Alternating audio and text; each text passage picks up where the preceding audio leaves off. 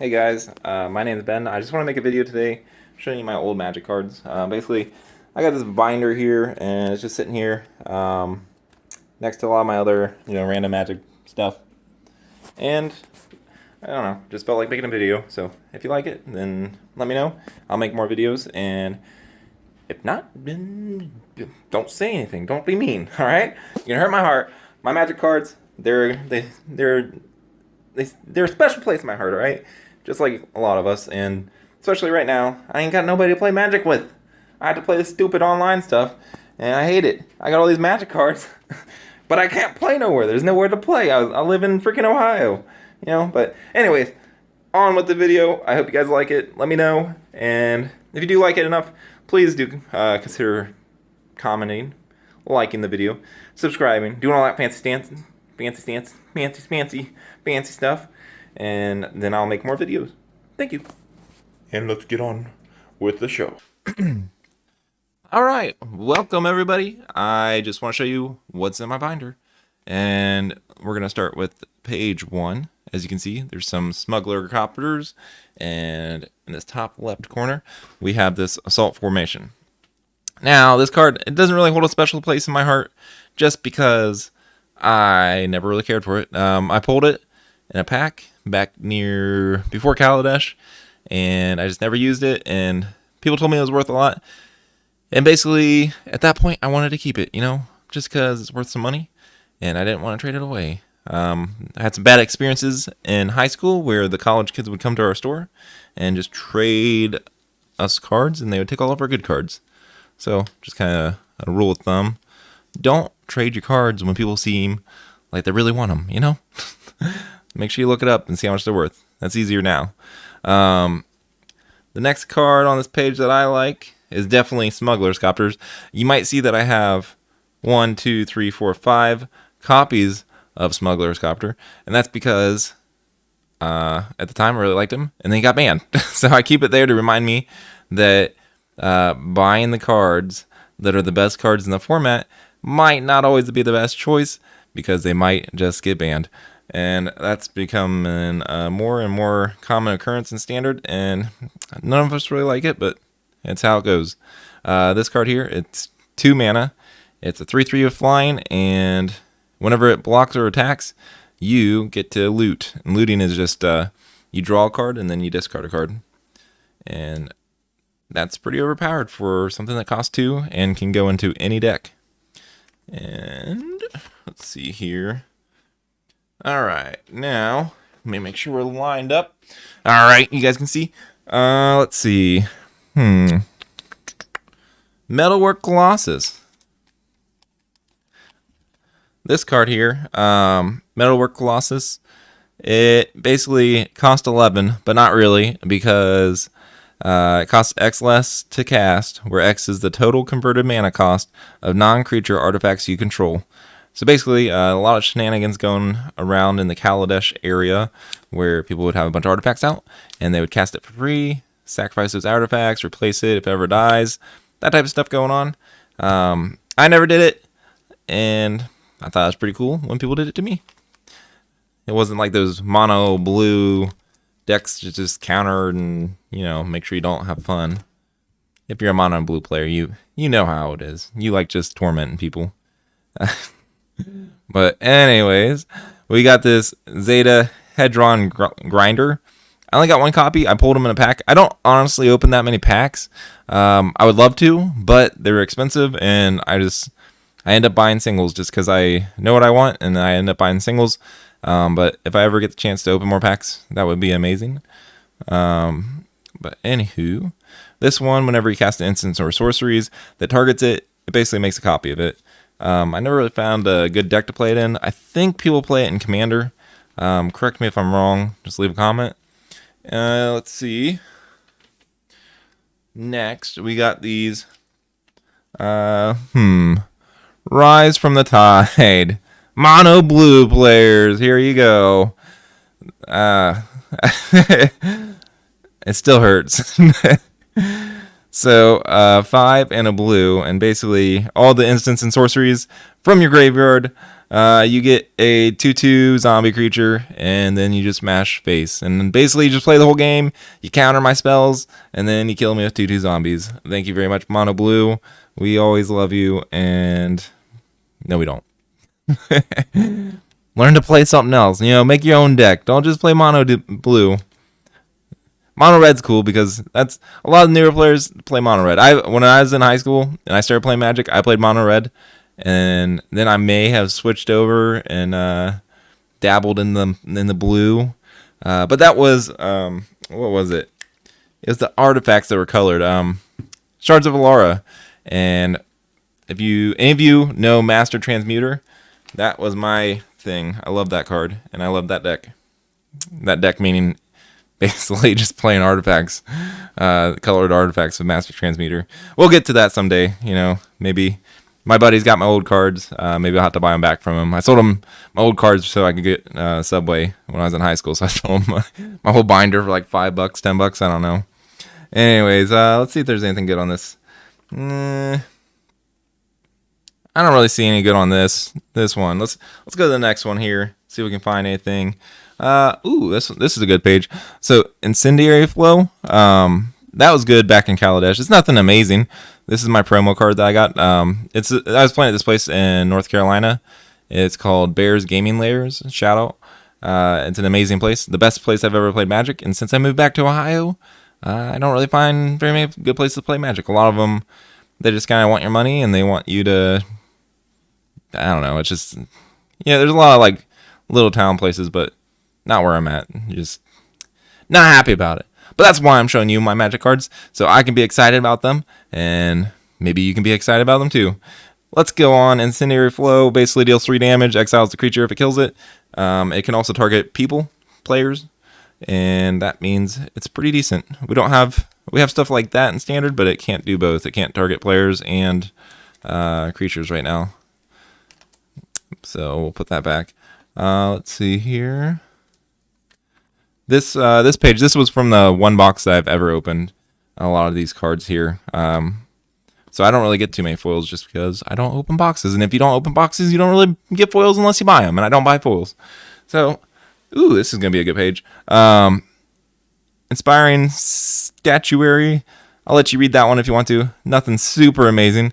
It's probably worth an okay amount. But, this one, I like-ish. I had high expectations for killing Mono Blue with this card, and I bought 4 of them, and it was pretty cheap. I'm not going to complain. It could always go up in price. Hope of Girapur? Hope of something. Hopefully smashes Mono Blue's face. Legendary artifact creature, Thopter. It's a 1/1, and you can sacrifice it if it dealt damage to the opponent. Then you make sure they don't play instants or sorceries till the end of to the start of your next turn. I believe so. I'm not going to read the whole thing while I'm talking to you. You can pause the video and read it if you would like to. But that's basically the gist of it. Mono Blue players can't play spells because you hit them and sacrifice your hope of destroying Mono Blue. Deadlock Trap. Most people didn't have faith in Deadlock Trap when it first came out. I, however, did. I loved it. I loved the energy theme. This comes into play tapped. You get 2 energy. Once it untaps, you can start tapping it to make sure that planeswalkers and creatures can't use their abilities, and it also taps them down. So it has multiple purposes. It's a little expensive as far as mana cost. Costs 3. But really, back in the day, in Standard, it was a decent card. And, I'm never trying to win major tournaments or anything. It definitely did the trick on stopping things like Chandra, Torch of Defiance, which I loved. This is actually probably my favorite Planeswalker. All right, here you go. Here you go, modern players. You probably know what this is. The Metallic Mimic. This card I never played in Standard very much, but I did buy it because I knew it was cheap at the time, and it was only 2 mana, and it comes into play. You choose its creature type, So it can go in any deck. You choose what kind of creature it's going to be, and then all other creatures that you play that are the same type get a +1/+1 counter. And even though creature decks aren't always the most popular in Modern and other formats, it's definitely going to hold its value, and it's definitely going to go up in price. So, not saying you should go out and buy a copy now. They might reprint it. But I am happy that I bought 4 copies. Next card, Aetherworks Marvel. I know some of you probably don't like Aetherworks Marvel. However, I love the energy theme, and I love Aetherworks Marvel. This one, you get a energy whenever something from your battlefield goes into the graveyard, I believe. And you can pay 6 energy. You look at the top 6 cards of your library, and then you put that creature or whatever it is into play. I don't know if you can cast spells off of it. Oh, yeah, you get to choose whatever card you want and just play it. Just bam, 6 energy, play this card. And a lot of people said, that's overpowered and this and that. And, there's an element of chance to it, and that's never overpowered in Magic. Whenever there's chance, it's not really overpowered. It's just fun, So this was definitely a fun card, regardless of what you say. Probably just a mono blue players just complaining because they're like, I can't counter that, It's just an ability. All right. Nah, we're not going to go over that. That's not too important. Pyramid of Pantheon. This was kind of a speculation card for me. Basically, I thought it might be good in Commander or something like that. It was pretty cheap, and it's still really cheap. It's not good. Don't buy it. You pay 1. Can't do anything with it when it comes down. You got to pay 2 mana to get 1 mana back to pay for something else, and you can put a brick counter on it because it's a pyramid. So you put a brick counter on it. You get 3 counters, then it starts tapping for 3 mana just for free. So it's like a Black Lotus every turn for free. But it takes 3 or 4 turns to get there. Not worth it. You'll be dead by then. Don't do it. It's just not worth it. Panharmonicon. Oh, this card brings me back. When I first started playing Standard, I was right before Kaladesh, and then this card came out, and I think I made a Saheeli Rai Thopter, Infinite Thopter deck or something like that. It wasn't like a popular deck or anything. And Saheeli Rai, she was not broken until they made that cat card, and no one even played her until they made that, except for me. I played her because I like making Infinite Thopters. But basically, this card, whenever you play something that has a triggered, I think it's like activated or triggered, what is it? Pretty much enter battlefield ability. It's just going to double up. So like, it enters battlefield, make 1 Thopter. Now you got 2 Thopters. So that's always cool. We're back. All right. So you play Electrostatic Pummeler. You get 3 energy. You pay those 3 energy. Double the power. If you buffed it, let's say you made it into a 4/1, then you double it. Now it's an 8/1. That type of stuff. Give it some trample. You win. That was basically that deck. Or just get a bunch of energy and just keep doubling. Because 1, then 2, then 4, then 8, then 16, then 32, then 64, then 128, and so on. Anywho. Alright, let's see here. Make sure we're all lined up on the camera. Alright, Fleet Wheel Cruiser. This card, we actually bought it because at the time, my wife doesn't really play Magic. She plays a little. She has a couple cards. She had this werewolf deck. But she definitely liked the mono red style. Just go in and smash face, which is perfectly fine. And Fleet Wheel Cruiser is a perfectly fine card for doing that. And she liked it, and it worked out for her. It's basically like the, what was it? Ball Lightning or something. There's like a 6/1 elemental that had trample and, just cost 3 red mana. It's basically that, except for it's an artifact, and you need to accrue it. Let's see here. Ooh, 3 good cards in a row. Life Crafters Bestiary. Woo! I almost said that word wrong. Huh?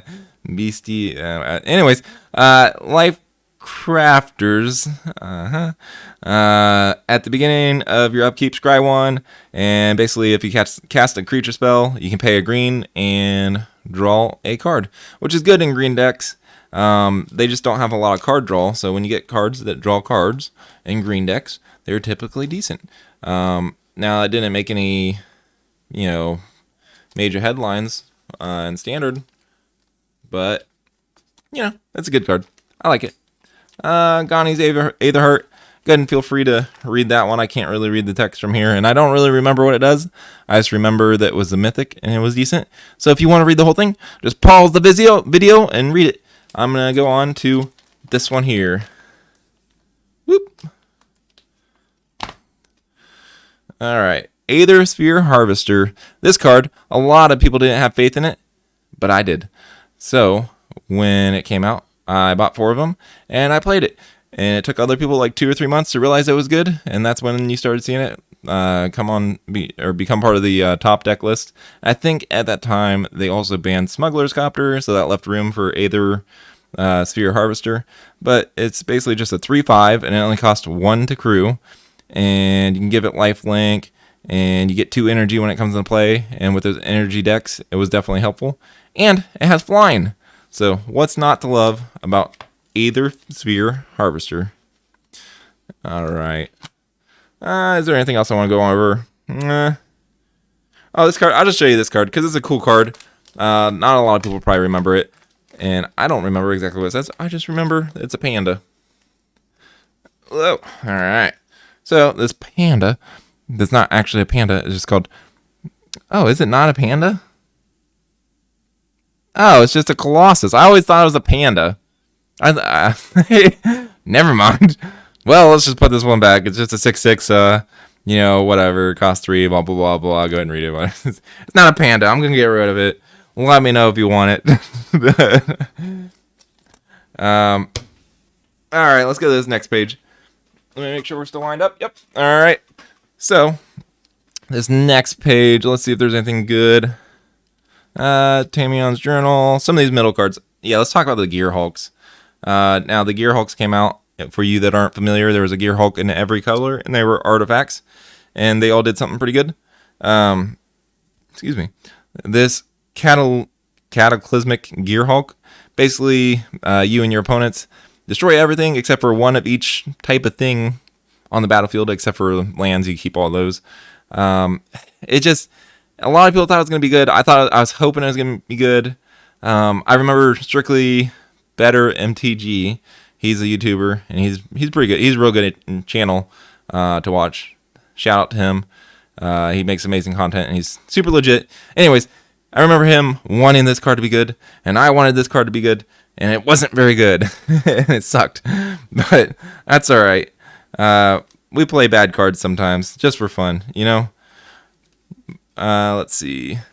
This here, go ahead and read it if you like. It's Isheron's Scepter. Let me get it out of here. I don't know how it shines on it.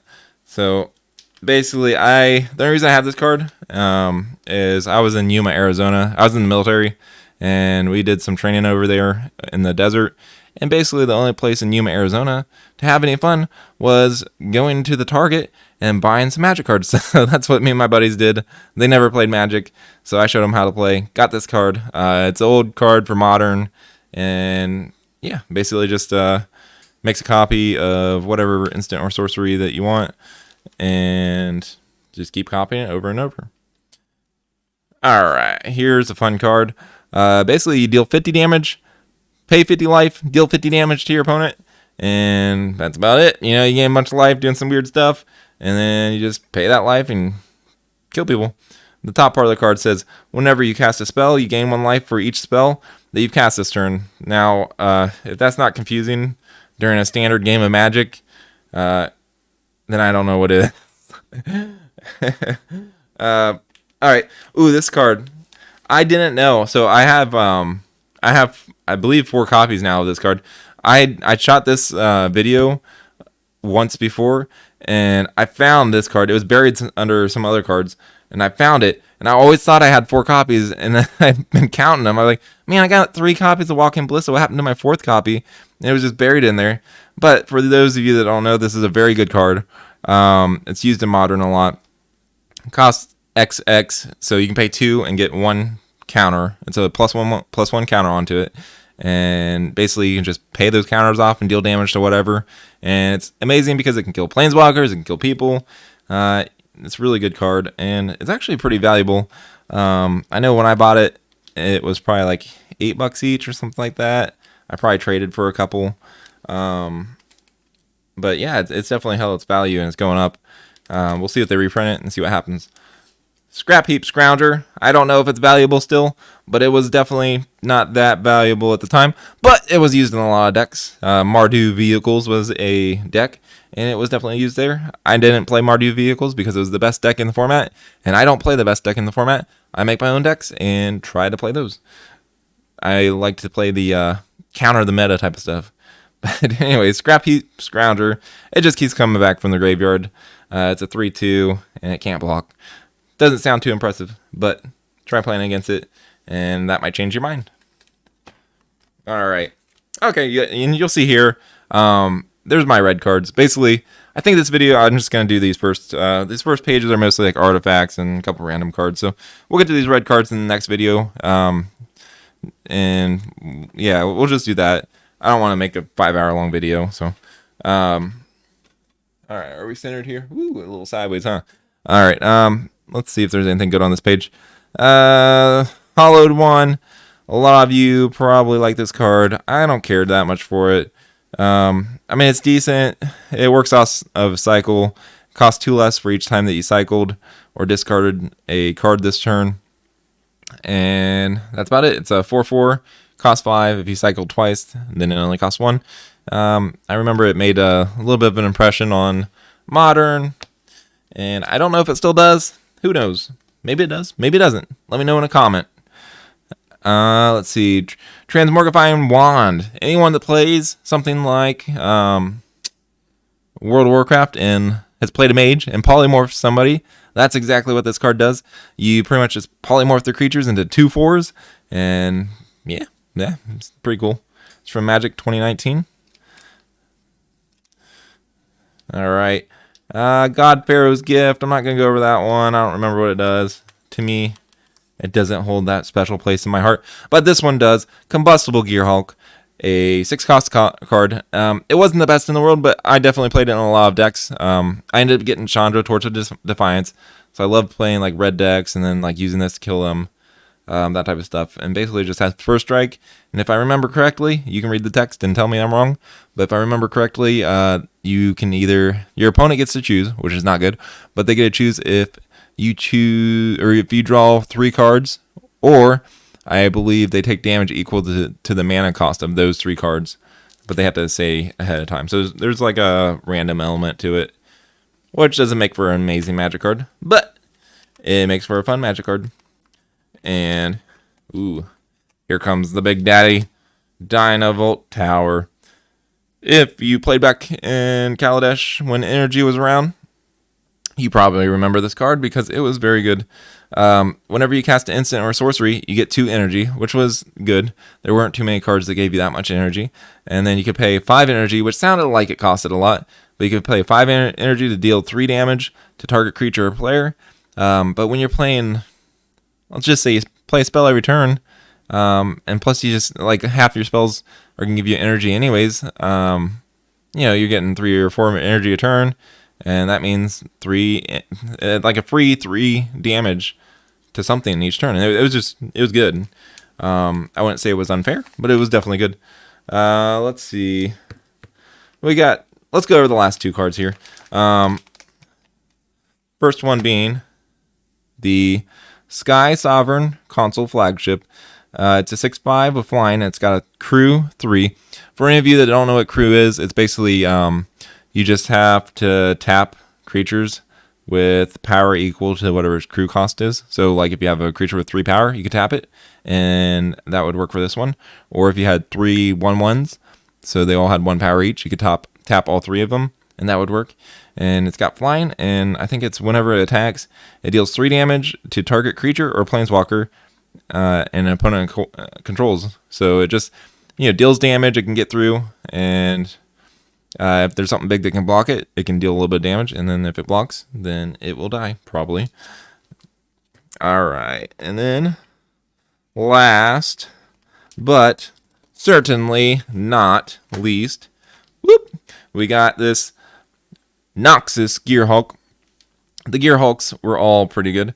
This one was definitely one of the better ones. I would say it was probably the second, tied. We'll say it's tied for the second best. The green one was good, and the blue one was the best at the time.